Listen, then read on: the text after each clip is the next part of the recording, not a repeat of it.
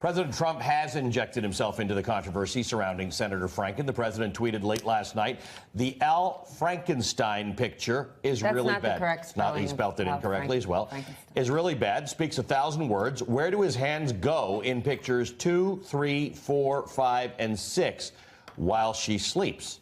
Trump went on to write, and to think just last week he was lecturing anyone who would listen about sexual harassment and respect for women. Leslie Stahl tape? The president was apparently referring to a 1995 New York Magazine story about a Saturday Night Live writers' discussion where Franken suggested a joke about raping 60 Minutes correspondent Leslie Stahl. The president has remained silent on the sexual assault scandal surrounding Alabama Republican Senator candidate Roy Moore, other than saying that it is for the people of Alabama to decide the outcome of that. This morning, presidential counselor Kellyanne Conway was asked why he's commenting on Franken, but not Moore. Al Franken was a brand new news story yesterday, and the president weighed in, as he does on the news of the day, often enough. The Roy Moore story is 8 days old, and the president put out a statement during his Asia trip on that. And since then, our press secretary has spoken on behalf of the president by saying that he believes the people of Alabama will sort out what to do with Roy Moore and with that election. The president's tweet this morning underscored his continued silence on Moore. They also reminded us of the many allegations against President Trump himself. Do you remember what the president said back in 2005? Let's jog your memory. I moved on her, actually. You know, she was down in Palm Beach. I moved on her, and I failed. I'll admit it. Whoa. I did try and she was married. That's huge news there. No, Nancy. Yeah. No, this was marriages. And I moved on her very heavily. In fact, I took her out furniture shopping. She wanted to get some furniture. I said, I'll show you where they have some nice furniture. I took her out furniture. I moved on her like a but I couldn't get there, and she was married. Then all of a sudden, I see her. She's now got the big phony tits and everything. She's totally changed her look. She's your girl's hot as in the purple. Whoa! Yes! Whoa! Yes, the Donald has scored! Whoa! Oh, my man!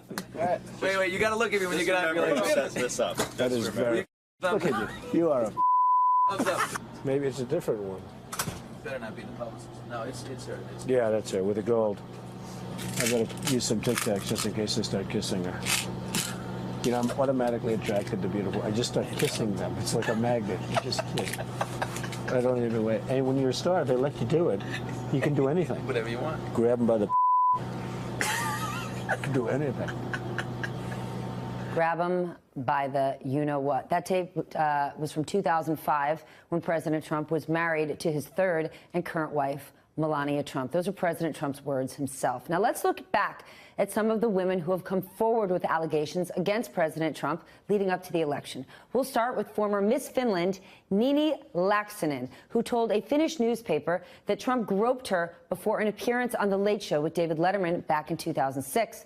Then there's Jessica Drake. She said Trump invited her to his hotel room and tried to kiss her and her friends without permission. She claims he later offered her $10,000 and a chance to use his private jet if she went to dinner with him.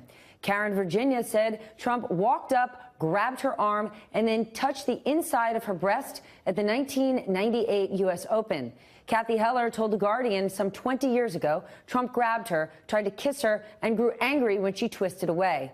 Summer Zervos claimed Trump groped her in 2007. She brought a defamation suit against him after he called her and other accusers liars. Kristen Anderson described an incident to the Washington Post where a finger slid under her miniskirt, moved up her inner thigh, and touched her vagina through her underwear at a crowded Manhattan night spot in the 90s. She fled the area and turned to take a look at the man who did it. Anderson said she recognized him. It was Donald Trump. Jessica Leeds told the New York Times she was on a plane with Trump in the early 80s when he grabbed her breasts and reached his hand up her skirt. Rachel Crooks told the New York Times she was assaulted by Trump in an elevator in Trump Tower in 2005. Mindy McGilvray told the Palm Beach Post Trump groped her while she was attending a concert at Mar-a-Lago in 2003. Natasha Stoynoff wrote in People magazine that Trump pushed her against a wall and jammed his tongue down her throat at Mar-a-Lago in what is now seeming a busy 2005. Jennifer Murphy, another contestant on The Apprentice, told a fashion magazine Trump kissed her on the lips after a job interview in 2005. Yahoo News reported Cassandra Searles wrote in a Facebook comment that Trump grabbed her butt and invited her to his hotel room.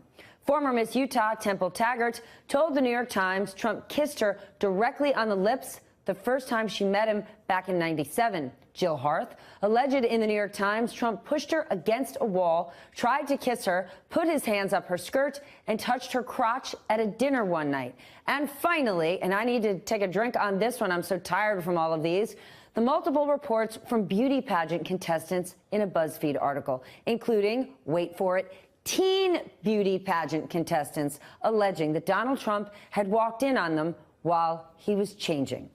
They were changing, excuse me. So how did the president respond to all of these allegations? Let's remember, all of them, a huge amount of allegations.